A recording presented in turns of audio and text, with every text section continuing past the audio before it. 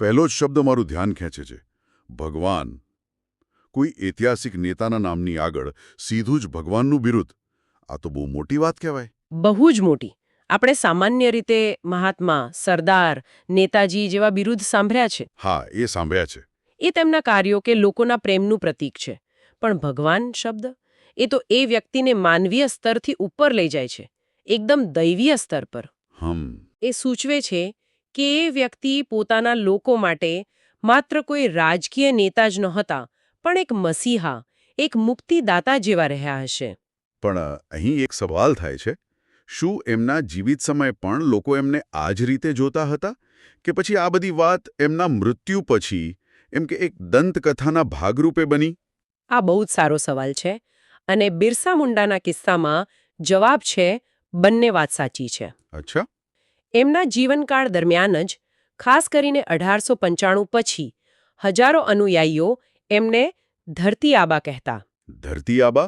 હા, ધરતી આબા એટલે પૃથ્વીના પિતા, અને ભગવાનના અવતાર તરીકે પણ જોતા હતા. એમણે પોતે પણ એક દૈવી અનુભવ થયાનો દાવો કર્યો હતો. હા, એ વાત સાચી કે એમના મૃત્યુ પછી આ છબી વધુ મજબૂત બની, પણ શરૂઆત તો એમના જીવતા જીવ જ થઈ ગઈ હતી. વાહ! તો આ ભગવાનનું બિરુદ જે એમને મળ્યું, એ વ્યક્તિ હતા બિરસા મુંડા. આ નામ પોતે જ આપણને એમની ઓળખ અને એમના સંઘર્ષના મૂળ સુધી લઈ જાય છે, નહીં? બિલકુલ. મુંડા એ મધ્ય અને પૂર્વ ભારતના, ખાસ કરીને આજના ઝારખંડ વિસ્તારના સૌથી પ્રમુખ આદિવાસી સમુદાયોમાંનો એક છે. ઓહ! એટલે આ નામ સાંભળતા જ સ્પષ્ટ થઈ જાય છે કે આ કોઈ રાજા મહારાજાની વાત નથી, કે કોઈ શહેરી ભદ્ર વર્ગના નેતાની વાત નથી. સાચી વાત. આ તો જળ, જંગલ, જમીન સાથે જોડાયેલા લોકોની વાત છે. બરાબર. પોતાના અસ્તિત્વ માટે લડતા લોકોના નેતાની વાત છે. અને એ જ વાત આખી ગાથાને એકદમ અલગ પરિપ્રેક્ષ્ય આપે છે. બિરસા મુંડાનો જન્મ 15 નવેમ્બર 1875ના રોજ થયો. અને એ સમય એવો હતો જ્યારે મુંડા સમુદાય અને બીજા આદિવાસીઓ પર એમ કે 3 બાજુથી શોષણ થઈ રહ્યું હતું. 3 બાજુથી? હા. એક તરફ હતી બ્રિટિશ સરકાર, જેણે જંગલના નવા કાયદાઓ બનાવીને આદિવાસીઓના પરંપરાગત અધિકારો છીનવી લીધા હતા. બીજી તરફ હતા દીકુ. દીકુ? આ શબ્દ મહત્વનો લાગે છે. વ્યક્તિ. આ શબ્દમાં જ આખા સંઘર્ષનો સાર છે. આ બહારથી આવેલા જમીનદારો, શાહુકારો હતા, જે એમની જમીનો હડપી રહ્યા હતા. બરાબર. અને ત્રીજો પડકાર હતો ખ્રિસ્તી મિશનરીઓનો પ્રભાવ, જે આદિવાસી સંસ્કૃતિ અને ધર્મને બદલી રહ્યો હતો. બિરસા આ ત્રણેય પડકારોની વચ્ચે મોટા થયા. તો એમનું શિક્ષણ આવા સંઘર્ષમય વાતાવરણમાં એ શક્ય બન્યું હશે? આ જ તો એમની વાર્તાનો એક રસપ્રદ વળાંક છે. બિરસા ભણવામાં ખૂબ જ તેજસ્વી હતા. એમના શિક્ષકની સલાહ પર એમને ચાઈબાસાની એક જર્મન મિશનરી સ્કૂલમાં દાખલ કરવામાં આવ્યા. પણ એક શરત હતી. શું શરત હતી?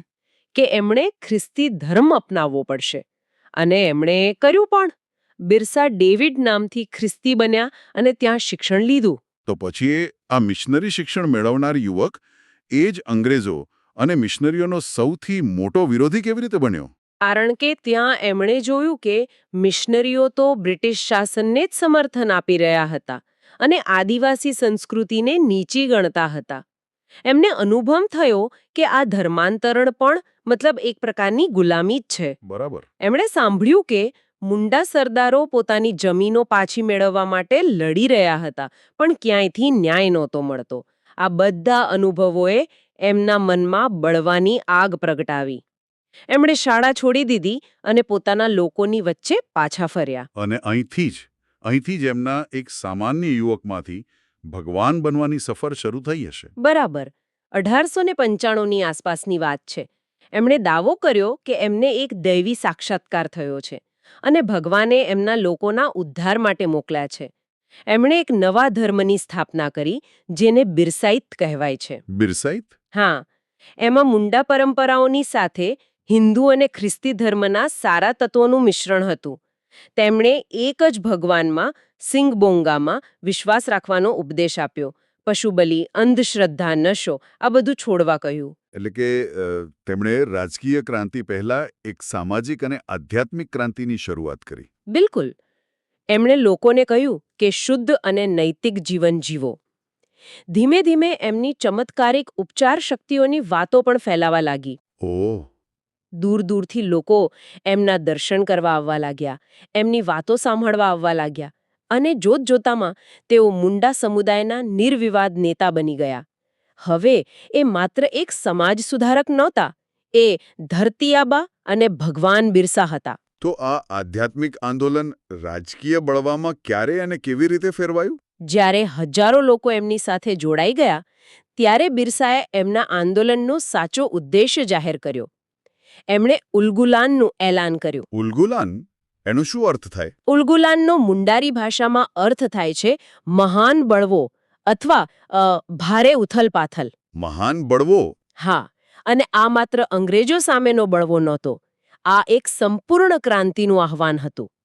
એનો ઉદ્દેશ્ય હતો અંગ્રેજી શાસનનો અંત કરવો, દીકુઓને ભગાડવા અને અબુઆરાઈજ એતેજાના, મહારાણીરાઈજ ટુંડુજાના. એનો મતલબ? રાણીનું શાસન સમાપ્ત થાઓ અને અમારું રાજ્ય સ્થાપિત થાઓ. એ એક આદર્શ મુંડા રાજ સ્થાપવા માંગતા હતા, જ્યાં કોઈ શોષણ ન હોય. આ તો ખૂબ જ મોટું લક્ષ્ય હતું, ખાસ કરીને બ્રિટિશ સામ્રાજ્ય જેવી મહાશક્તિ સામે. એમણે આ લડાઈ લડી કઈ રીતે? એમણે પરંપરાગત શસ્ત્રોનો ઉપયોગ કર્યો. તીરકામઠા, ભાલા, તલવારો. અને એમની રણનીતિ હતી ગેરિલા યુદ્ધની. એમણે પોલીસ સ્ટેશનો, સરકારી ઇમારતો અને દીકુ જમીનદારોના ઘરો પર હુમલા કર્યા. આ બળવો ચરમસીમાએ પહોંચ્યો ડિસેમ્બર 1899માં. ક્રિસમસની આગલી સાંજે બિરસાના સાથીઓએ એકસાથે ઘણી જગ્યાએ હુમલા કર્યા. આ બળવાની સૌથી નિર્ણાયક ક્ષણ કઈ હતી? એ હતી જાન્યુઆરી 1900માં ડોંબારી પહાડી પર થયેલી લડાઈ. હજારો મુંડા સ્ત્રીઓ, પુરુષો, બાળકો બધા બિરસાને સાંભળવા માટે ભેગા થયા હતા અને અંગ્રેજ સેનાએ પહાડીને ચારે બાજુથી ઘેરી લીધી અને પછી કોઈ પણ ચેતવણી વગર ગોળીબાર શરૂ કરી દીધો. સેંકડો નિર્દોષ લોકો માર્યા ગયા. આ ઘટનાને આદિવાસી ઇતિહાસના જલિયાવાલા બાગ તરીકે પણ યાદ કરવામાં આવે છે. બિરસા ત્યાંથી બચી નીકળવામાં સફળ રહ્યા, પણ આ હત્યાકાંડે બળવાનની કમર તોડી નાખી. અને પછી બિરસાનું શું થયું? આટલા મોટા આંદોલનનો અંત કેવી રીતે આવ્યો? દોંબારી પહાડીની ઘટના પછી અંગ્રેજોએ બિરસાને પકડવા માટે 500 રૂપિયાનું મોટું ઇનામ જાહેર કર્યું. લગભગ 1 મહિના પછી 3 ફેબ્રુઆરી 1900ના રોજ એમના જ સમુદાયના કેટલાક લોકોએ બાતમી આપી અને અંગ્રેજોએ એમને જમકોપાઈ જંગલમાંથી સૂતેલા પકડી લીધા. એટલે કે દગાથી પકડાયા. અને પછી? એમને રાંચી જેલમાં બંધ કરી દીધા. એમના પર રાજદ્રોહનો કેસ ચાલ્યો, પણ કેસનો ચુકાદો આવે એ પહેલા જ 9 જૂન 1900ના રોજ માત્ર 25 વર્ષની ઉંમરે જેલમાં જ એમનું રહસ્યમય રીતે મૃત્યુ થયું. ફક્ત 25 વર્ષ?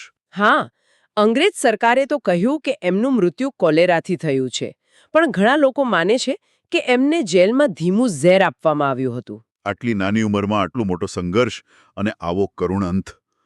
તો શું એમનો બળવો નિષ્ફળ ગયો એમ કહી શકાય? જો તાત્કાલિક દ્રષ્ટિએ જોઈએ તો હા, બળવાને કચડી નાખવામાં આવ્યો, પણ લાંબા ગાળે એમનું બલિદાન વ્યર્થ ન ગયું. આ ઉલગુલાન એ બ્રિટિશ સરકારને હચમચાવી નાખી હતી. એમને સમજાયું કે આદિવાસીઓના મુદ્દાઓને હવે અવગણી શકાય નહીં. અચ્છા. અને આ બળવાનું સીધું પરિણામ એ આવ્યું કે 1908માં છોટા નાગપુર ટેનન્સી એક્ટ પસાર થયો. આ એક ઐતિહાસિક કાયદો હતો. એણે આદિવાસીઓની જમીનને બિન આદિવાસીઓને વેચવા પર પ્રતિબંધ મૂકી દીધો અને એ કાયદો આજે પણ અમલમાં છે. તો એમનો વારસો આજે પણ જીવંત છે? ચોક્કસ. બિરસા મુંડા આજે ખાલી મુંડા સમુદાયના જ નહીં, પણ ભારતના તમામ આદિવાસીઓ માટે સ્વાભિમાન, સંઘર્ષ અને અધિકારનું પ્રતીક છે. ઝારખંડ રાજ્યની રચના પાછળ પણ એમની જ પ્રેરણા હતી. ભારતીય સંસદના સેન્ટ્રલ હોલમાં જે એકમાત્ર આદિવાસી નેતાનું ચિત્ર છે, એ ભગવાન બિરસા મુંડાનું છે. તો આ સમગ્ર ચર્ચાનો સાર એ છે કે આપણી પાસે ભલે ફક્ત 3 શબ્દો હતા, ભગવાન બિરસા મુંડા બાયોગ્રાફી, પણ એ શબ્દોએ આપણને એક એવા યુવાનની અસાધારણ ગાથા સુધી પહોંચાડ્યા, જેણે શોષણ સામે અવાજ ઉઠાવ્યો, પોતાના લોકોને એક નવી દિશા આપી અને માત્ર 25 વર્ષના જીવનમાં ઇતિહાસ પર અમિત છાપ છોડી દીધી. સાચી વાત. અને આ એ વાતનું ઉત્તમ ઉદાહરણ છે કે કેવી રીતે એક વ્યક્તિ પોતાના સંકલ્પ અને બલિદાનથી પોતાના સમાજનું અને ઇતિહાસનું ભવિષ્ય બદલી શકે છે. બિરસા મુંડાની વાર્તા આપણને ઇતિહાસના એવા નાયકો સાથે પરિચય કરાવે છે જે મુખ્ય પ્રવાહમાં કદાચ એટલા જાણીતા નથી, પણ જેમનો પ્રભાવ ખૂબ જ ઊંડો અને કાયમી રહ્યો છે. અને એમનો સંઘર્ષ જળ, જંગલ, જમીન પર સ્થાનિક સમુદાયના અધિકાર માટેનો હતો, જે આજે પણ એટલો જ પ્રાસંગિક છે. બિલકુલ. આજના વિશ્લેષણ પછી શ્રોતાઓ માટે એક વિચાર મૂકીને જઈએ. જરૂર.